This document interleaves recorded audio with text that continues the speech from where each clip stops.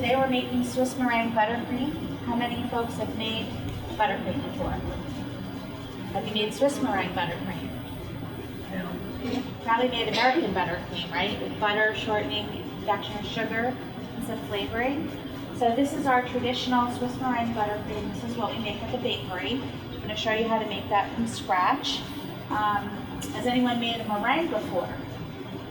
No? Good. All right, so you all learned something new today. So this recipe is something you can remember just by remembering the numbers 1, 2, 3, getting the recipe. But just if you're out somewhere and you want to make it, you don't need a recipe. Okay, 1, 2, 3. So what does that mean? Everything in baking is ratios. So your ratio is 1 part egg whites, 1 to 2 parts of sugar, to 3 parts butter. Now, having said that, with the butter, we only use 2 pounds, not 3. I think 3 pounds is too much. A lot of chefs go by their own personal preference and they adjust some of the ratios. But for the butter, I think 3 pounds is a lot when you see the finished product. So we use 2 pounds of butter, sometimes 1.5 pounds. So it depends on your personal preference. And then you add your flavor at the end. If you want vanilla, we use vanilla extract. If you wanted to make a coffee, you can use some cold espresso. And we also like to add some crushed espresso powder. Chocolate, you could add obviously some melted chocolate. You can make a number of different buttercreams, peanut butter, whatever you'd like. The other thing is you get a pinch of salt, and I like to have a little salt with the sweet.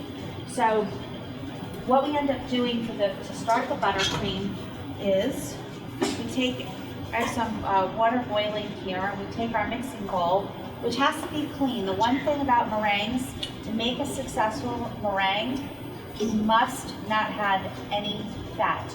So if you're separating your eggs and you get some egg yolk in there, you've got to either get all the yolk out, and there's a little trick you can use with the eggshell that'll attract the fat and get it out.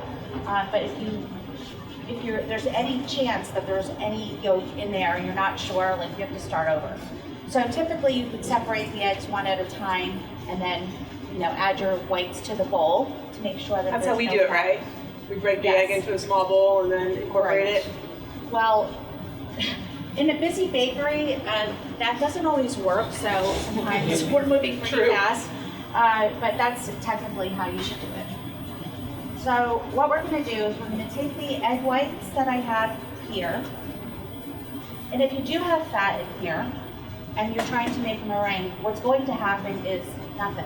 You're never going to get a meringue to develop. So if you're working on your meringue and it's not working, that's why. So what I'm going to do is just whisk this around, the egg whites and sugar, and I'm going to show you what that looks like.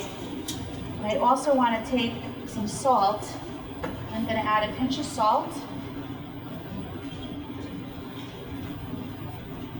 And again, some folks like it a little saltier. You can decide what you like, and you can add some more salt later on as well.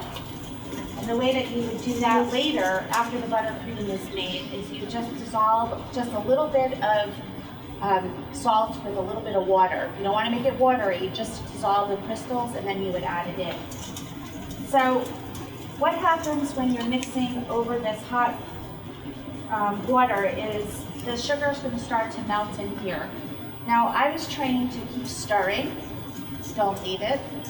And then later on, I took another class, and the instructor was like, you don't need to stand there and stir. You can just let it sit and come back to it and stir it. So once you get the hang of it, if you want to walk away for a little bit, that's fine, but initially I recommend stirring it and keeping an eye on it. The goal here is to make sure that the sugar melts. So what will happen is, if it's not melted all the way, you're going to have a grainy buttercream. So you can't get rid of it later. So if you whip this to a meringue while you have sugar crystals in there, and then you put your butter in, you have a finished buttercream, and then you go to your buttercream, you're going to get that crunch, like when you have sand in your mouth at the beach. It's not nice. So we're going to keep whisking this around. I'm going to show you what it looks like. We're going to get this to kind of a soft peak stage. It'll be nice and foamy. So you can kind of see what it looks, can you see okay what it looks like now? It's like foamy a little bit, right? So I'm just gonna keep going. And again, to make sure that it's melted, I can look down the side of the bowl too, because sometimes you'll see, you can just see it visually, you'll see the grains of sugar as the egg whites kind of come down the side of the bowl. And then the other way is touch. And there's still a little bit of grain in here, I can feel it. So you want to keep going. A lot of things in baking are all about your senses, right? So when you're making brownies at home, if you just put it in the oven and you didn't time it, how would you know they're ready? Or pretty close to being ready? When they look. Right? When they look. Those are all correct answers, but if you're using your senses, aren't you home and your brownies are baking and you go, brownies are ready, right? You smell the brownies. That means you're close to done.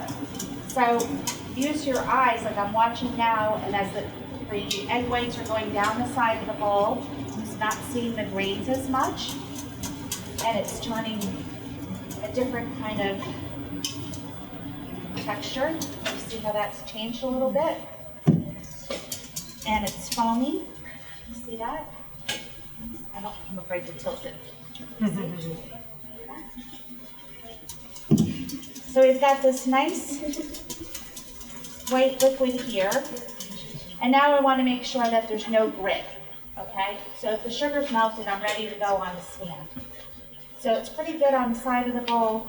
I'm going to go in the center of the bowl. When I feel it, I don't feel any sugar. I'm going to call it good.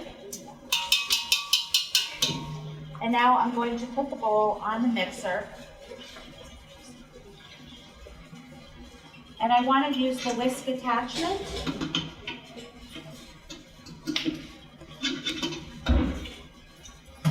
So this is the whisk attachment. And what we're going to do is get this on high speed, and it's going to cool down and whip the meringue.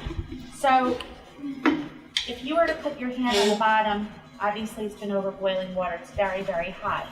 So as this whips, this is going to get cool, okay? And because we're putting butter into this bowl, obviously if it's hot, what happens? If I put butter in now, what's going to happen? Right, it's going to mess. So you have to let this whip, and you'll see that it's going to form a meringue, and it'll be beautiful. You can use that by itself, and you can pipe your lemon meringue pie, or a s'mores bar, and you can use a torch, burn it, it's delicious. You can use it to frost a cake, delicious. So just knowing how to make this by itself is a great skill. What's that? The last person did pasta. Now, this is cooling down, but slowly. And the texture's changing, so you're going to see, once this is done, it'll be very stiff. I'm not going to hold the bowl over my head to show you how stiff it is, but you'll see when it comes out, it'll be a stiff peak. And then once that's cooled down, we're going to add the butter. Now what can happen is the buttercream can collapse, and you'll think that you've ruined it, but actually you have not. It's just broken. So what you need to do is you need to keep whipping it. So if you see your mixture look like cottage cheese, right, it's going to look terrible. Don't worry, just keep whipping it. Just remember that one thing. Because I made it before, a long time ago, and it broke, and I thought I had to start over. But really all I needed to do was to keep whipping it, which I learned at another point in time. So already it's getting cooler. I'm going to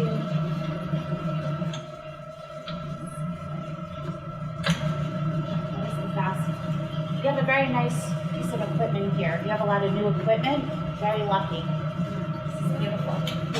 Okay, so the other thing at the end, after I add the butter, is then I'll put in the vanilla. I'm doing about a tablespoon of vanilla. You can add a little bit more or less. And while that's whipping, I'm just going to explain a couple of other things that we're going to do. How many folks have used the piping bag? Yes? Good. You pipe flowers? great. Does anyone know what this white thing is called? The white part right here. This is called the coupler. And this is how it comes. And what you do is you put it into the bag, one part. And then what it allows you to do is use the same piping bag without having to change, right? If I want to, I'm going to use pink in here. So I just want to change my tips by unscrewing it and putting on another tip. So you can do a variety of things with the same bag of icing. So what we're going to do is I'm going to show you how to make a couple of flowers with the icing that we made. And you can come up and try. Yeah. All right, so we're going to check this out. Oh, it's looking good. Beautiful. It's still hot on the bottom. Again, you just want to make sure that cools down enough to add the butter. So I've got the butter cubed here. You want to make sure that you're using room temperature butter.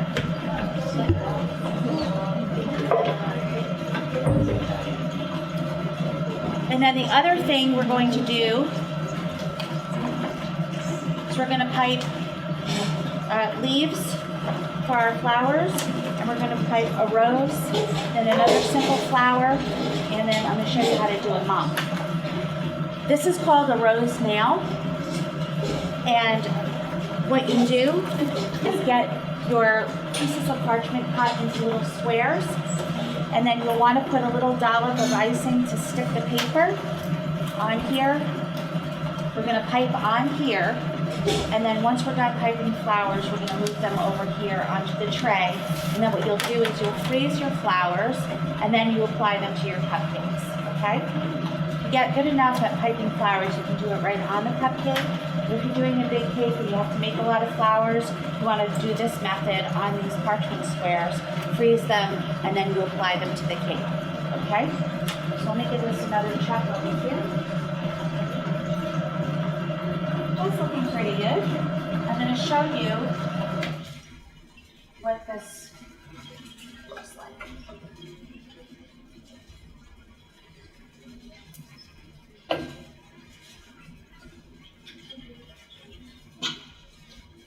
All right, so this is, see how beautiful that is? Nice and thick. This is delicious as it is. I'm going to put it on for a few more minutes, just because I want it to be a little stiffer, but you pull it up like that, that's what you're looking for. So that's the magic of egg whites and sugar.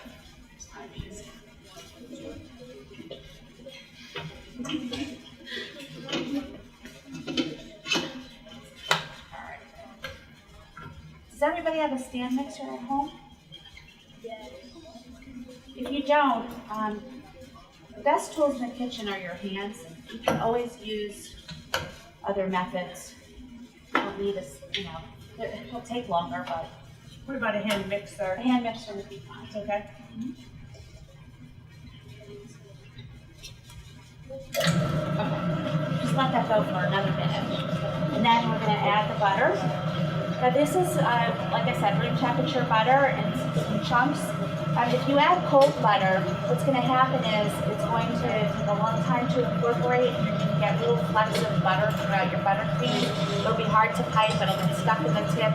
So you want to make sure that everything is very smooth, okay? So now I'm going to stop the mixer. And what I want to do is change to the paddle attachment, because if I stay with the whisk, it's going to incorporate too much air into the buttercream. So we want it to be smooth. Now some people don't change.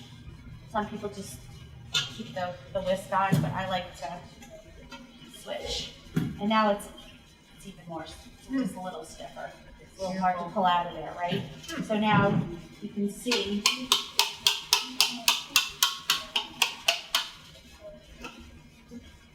it's like dry. Is it moving? Should I do it over my head? Yeah, do it. Do it. It'll be the one day it all slides out. So that's your stiff meringue. magic of that egg. Isn't that incredible? It's incredible. Aren't eggs amazing? Eggs are amazing. They are amazing. Okay, so that's your meringue. That's delicious by itself. And now we're going to switch to the kettle. This is now, I'm able to touch it. It's still a little bit warm, but it's okay. So now the important thing is to put the butter in and just let it emulsify in here. Emulsify. Does everybody know what emulsion is? Think about your You guys remember? It's like science, right? So you want to make sure that your butter is fully incorporated in here. Some folks add butter a little at a time. We don't have time to do that at the bakery, so we just put it in and let everything go. So Amy, the emulsifier is basically the egg acting as a thickener. Is that right? Or The fat and the liquid mix together in emulsion, so it brings it together. Yes. so it's the fat and the liquid. Yeah, So the butter. think about your oil and vinegar, right? Right. How it separates. You've got the liquid vinegar, you've got the fat. So the egg is what makes that possible. The butter and the eggs. You've got your liquid. Your egg is the liquid. Yeah. And then you've got your fat. So now, see what you got. And then because the butter is room temperature, we're going to get butter pretty fast. So once that's ready, I'll add the vanilla. You could add it right now, actually, but hard lessons always learned. If you're mixing something on high speed and you're pouring in a liquid or some flour, you will get sprayed. So I'm just going to stop the mixer here for a second, open that up. Doing a tablespoon, make this a little bit more. Close that, and then that's just about ready. And it's not really breaking down, but like I said, sometimes you make buttercream, depends, a lot of temperature issues can contribute to your buttercream breaking down. But if your buttercream ever, at this stage, after you add butter, if it starts to look like cottage cheese and soupy, just keep whipping it. That's just one thing to remember. So now this is just about done. Just want to make sure, remember that the butter's broken down enough and it's smooth. You don't want to have little pieces of butter in your buttercream as you're eating it. The other very important thing about buttercream that you must remember is to serve your cake at room temperature. There's a big difference when you slice cake that's cold with buttercream, this kind of buttercream. It tastes like the cake is hard, and you're eating some butter on a piece of hard cake, So it's like cheese. When you let cheese sit out at room temperature, the flavor's better. It's easier to cut. You want to have your cake at room temperature when you have a buttercream cake like this. It's much, much better. And if you were to compare the two, like take a piece of cold cake and take a slice at room temperature, you can see the difference. It tastes better, it looks better, everything's better. So make sure it's room temperature. All right, so this is done. And now to the best part, yes, getting to eat it, right? Can you over whip it? I think not really at this stage, but there's really no need to whip it for longer than after it comes together. Also, you're creating some air, even though it's a paddle. So I just smoothed down the sides a little bit. I just want to give this one more go around. And now it's done. So,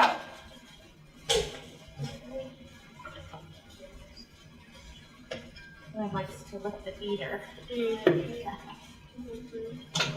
That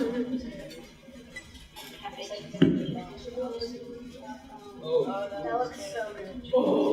That is as good as it looks, folks. That is as good as it looks. So everyone's curious how it tastes, yes? Our bowl of spoons all right? Yeah, they were here. Oh, there they are. I got it. So, I'm going to pass out samples to anybody who wants to try it. Absolutely. What'd you say, Tori? Want to lick that? I know, right? It's good to go? That's good to go. Come on up if you'd like a taste.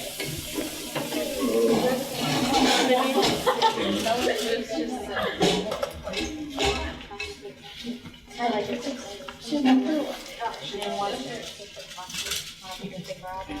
Oh, yes, wait, are you choking me out of here?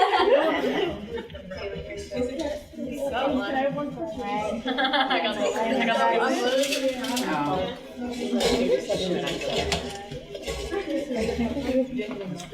What do you think? Good? Very good. Yeah. Good. Right now, I'll take it. And buttercream. What do you think? Good, try it. It's a lot lighter. It's lighter, it's less sweet. Yes? Yeah. Okay, so this is what we use on our cakes at the bakery. It's a much more labor-intensive process, but we really like it. It's very traditional. So, there you have, that's your buttercream, okay? So now what we're going to do, I'm gonna teach you a little bit about piping some flowers. So,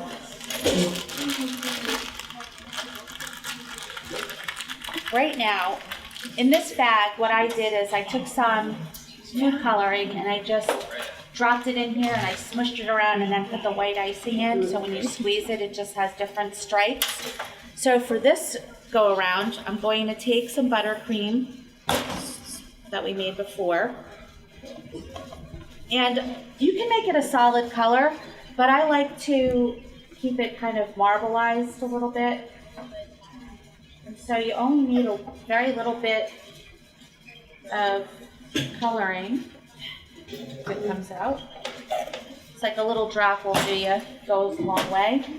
And so I'm going to take that and I'm just going to kind of streak the buttercream. I'm not going to mix it so that it goes all the way to pink. I think it makes more interesting flowers when you do it this way.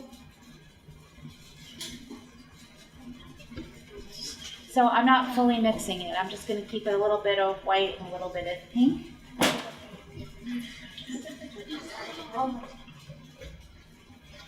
Okay, so now when you're filling your pastry bag, you want to make sure that you don't overfill it, because it'll be harder to control. And you want to kind of cup it over your hand like this. Alternatively, if you have a cup, you can put this over a glass so that it stands up, and then just fill it. So I take a little bit of buttercream and I just kind of push it in like this. And then I'm gonna squeeze it down, and you wanna squeeze it through, okay? So I didn't fill it that much, make it easy to control. Now remember, there's butter in here, right? So what happens if you're squeezing and putting your hands all over it? It's gonna warm up and it's gonna be soupy and very hard to pipe. What you can do to fix that is to pop it in the freezer or fridge for a few minutes, yes? I got a question. Yeah. What if you don't have one of those? If you took a plastic bag, can you do that with that? Yeah, so if you don't have the pastry bags, you can use like a Ziploc bag. You can go online and there's, they'll show you different ways to cut it. If you cut a little hole at the bottom on the corner, yeah, you could do, your straight lines. If you cut a little V out of it, you can make a leaf tip. I find it's, obviously much easier to control and make shapes with these tools. You can find these online or on any, baking store or whatever, but we have some of these at the Academy, at the bakery. But this, if you don't have all the tools, if you don't have the stand mixer, you can always make do at home, for sure. That's a great question. And for this particular flour, I'm just making very little movements. Everything about piping is about pressure and angle, okay? So I've seen all kinds of, handling of the bags. You usually make a lot of work for yourself if you're not doing it just by simply squeezing it up here. You see how I have it between these two fingers? And you want to make sure that this is twisted tight, otherwise the icing will come out the other end. And I also want to keep my squeezing up here, not down here on the bag. And also this finger, if you're piping onto something, you can use this to guide, so you don't need to be, on the bag, just guiding it with your finger like this. So what I do is I take the rose nail, I put a little bit of icing on there, put the parchment on here, and now I want my flower to be flat. So think about it logically. If I want if I want the petal to be flat like this, I want to hold the bag parallel, right? I want it to be flat. That petal is going to be flat. So with this tip, there's a fat part. This is a 104 petal tip. The fat part's on the bottom, the skinny part's on top. And the top is skinny because think about the petal, the edge of the petal, it's thin and delicate, right? So without hardly moving my hand, I see a lot of folks start piping and they move like this. They're trying to draw the petal big. But here, it's all in the squeezing. So I'm basically sticking my tip parallel on the rose nail, and I'm just going to squeeze, and I've literally just moved very, very small movement. And I'm doing most of the work by squeezing. You see that? How I barely moved my hand. Watch my hand, how little it moves. And I'm turning this to place the petal right next. Do you see how I barely moved? And I'm squeezing again, I barely moved. Squeeze again, barely moved, and then I'm just turning. And then I want to make sure that I'm cleaning my tip. So now I have the base of this particular flower. And now I want the petals to stand up a little bit, right? So logically, what's the next thing you do? I was flat like this. So now I want to come up a little bit, right? So my petal's going to stand this way. And the same thing, I'm hardly moving, but I'm squeezing. I'm just above, just a hair above. I'm holding this just a hair above. And I'm squeezing, and I'm squeezing. And then I'm just pointing and squeezing. I can even put a little. Okay, so hardly any movement. But the angle of how I had the bag determined the angle. This has a curved petal, and then what I do is I take it off and I put it here. Now, I can do the same petal again, or the same flower again, and if I want a larger petal, squeeze harder. So that's where the pressure is. I want a big petal. So I'm just squeezing harder and moving.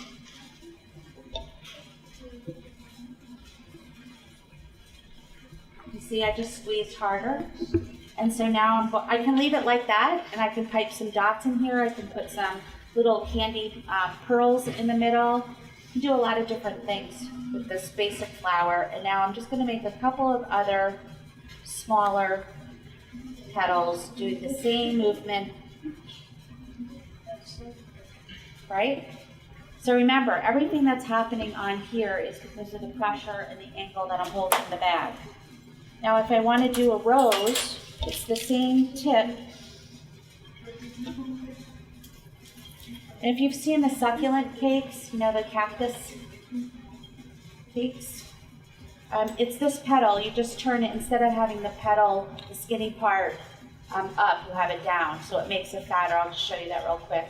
But if you see, I'm just piping a couple of movements here. Oh, see what? Oh yeah, because I didn't have enough. So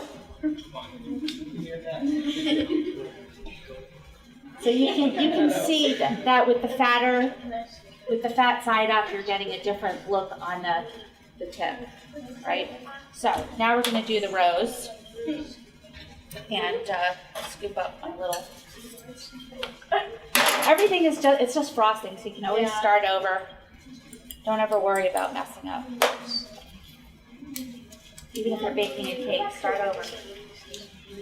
All right, so now we're gonna do a rose. So what you wanna do for the rose, again, you're gonna have the skinny side up. You wanna make a nice base for the petals to attach to. And you wanna make sure that this is really secure. You know, it's a nice mound so that it doesn't start falling over. Now I'm going to start at the top.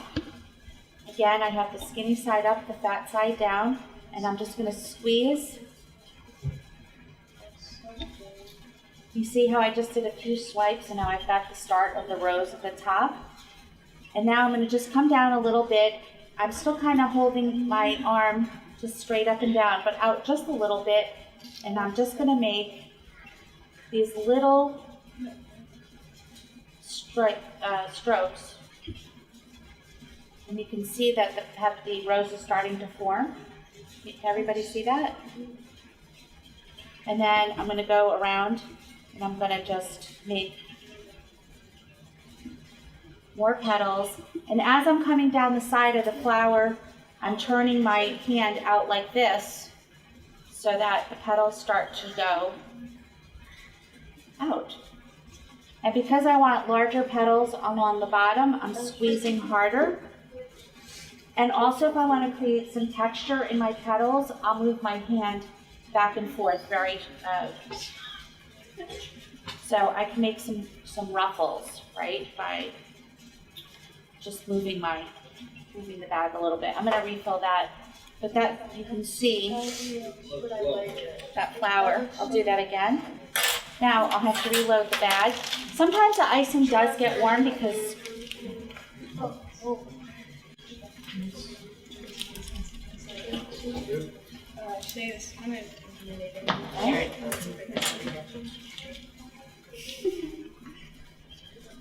take this. Gorgeous. Right, hold this in this hand. Hold this. Yep, there you go.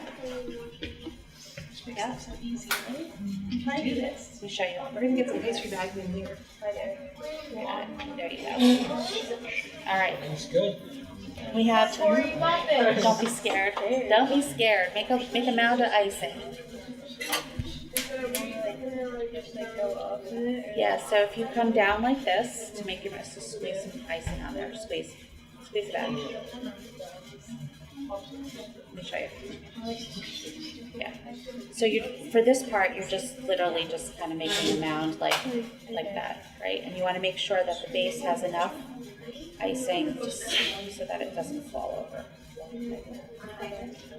Now hold this. Got it? Let's turn this. Get this up like this. There you go. All right. So I'm gonna go on the side of you. Hold on. Go, Tori. This. No, it's not. Promise. All right, so watch. So, right, so I'm gonna make my mound, right? I've got my bag turned up,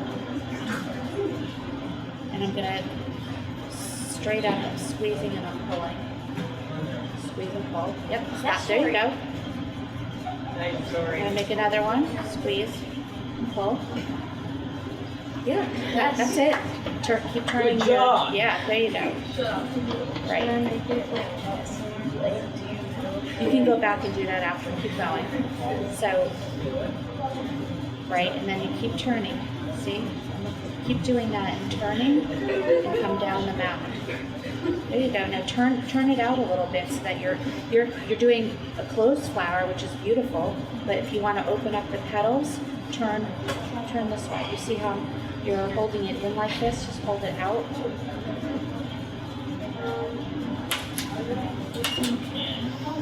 I'll show you. You're holding it like this right now. Turn it like that. See, that'll get you. Okay? So,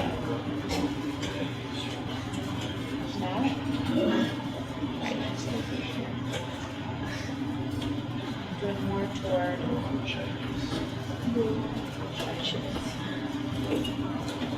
see how I'm like this and pulling toward me? Squeeze, pull toward you. Squeeze. So the bottom of your bag is out a little bit like that. Yeah. Got it? It's really good. That's Tori. That's really nice. If you want to go back to the top, and you see what you do is just go like this. You can always pipe over if you want. So add a little if you want. Yeah. Why not? Like it. Turn the nail. Yeah. That's beautiful. There you go. Beautiful. That's perfect. That's Tori. Yeah. Very nice. Very nice. Where's our roll of paper towels? I took it. Oh, okay. Blocking. Sorry. Oh, that's fine. You gonna eat We it? had this. We just learned this great That trick. freezes for